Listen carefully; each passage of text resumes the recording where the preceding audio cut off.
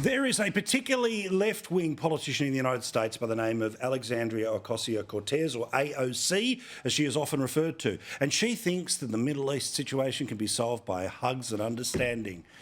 My fellow Gen Xer, Dave Rubin from the Rubin Report on Rumble, disagrees, but first, here is AOC. Ceasefire means there is no military solution, only a diplomatic and cultural solution.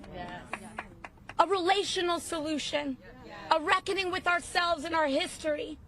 That is what ceasefire now means.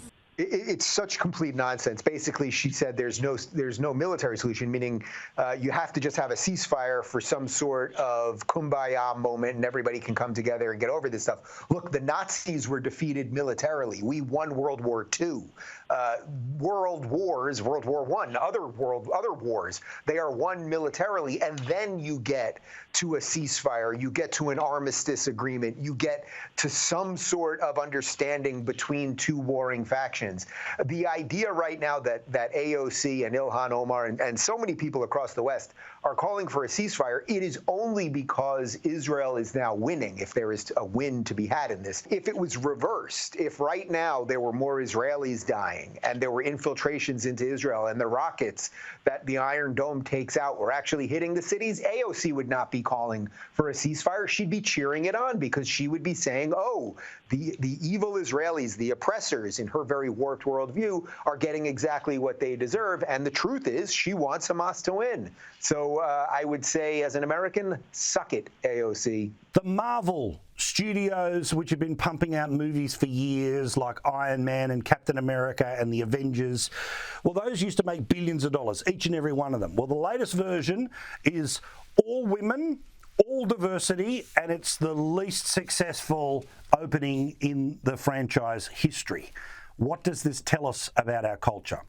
Well, I think it tells us something interesting about the stories that are the ideas of our time, meaning Marvel stories and Star Wars, these Lord of the Rings, all of these things that have now been repurposed and repackaged 100 times over. And of course, they've added the wokeism in, and they try to make Ghostbusters for women and all of these things. And even Disney themselves, they said they were going to make Marvel was going to be more for boys and Star Wars was going to be for girls. I mean, these are artificial ideas that they are putting on children related to gender. And then, of course, the stories become all muddled. What you want out of a good story is a deep truth to be told. So if you look at, for example, they were a little behind our time in terms of age, but the Harry Potter books, the stories, the archetype, the hero's journey is quite good.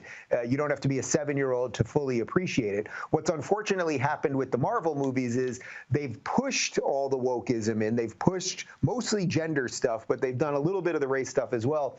And then people over time, they're just like, oh, this isn't why I'm going to the movies. I'm here to be entertained, and I love the big explosions, not to be, quote unquote, taught a lesson. Now, I was watching a show, Rubin Report. It's on Rumble, on YouTube. Go check it out. And you had some big news about Fruit Loops this week, mate, the breakfast cereal.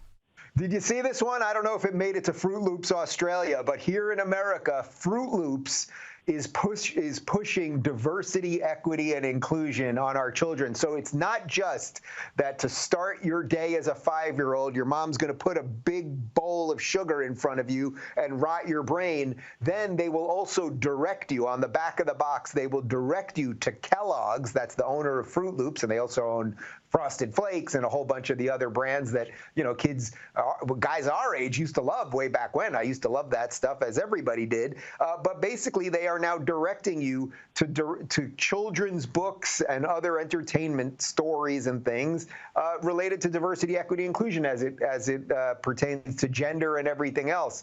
And it's like, man, what a perfect combination. You get these kids hopped up on sugar, their brains don't get the nourishment that they need, and then they don't get the educational nourishment that they need. So no, how about maybe just an egg, a nice hard-boiled egg? That would do just fine for a kid.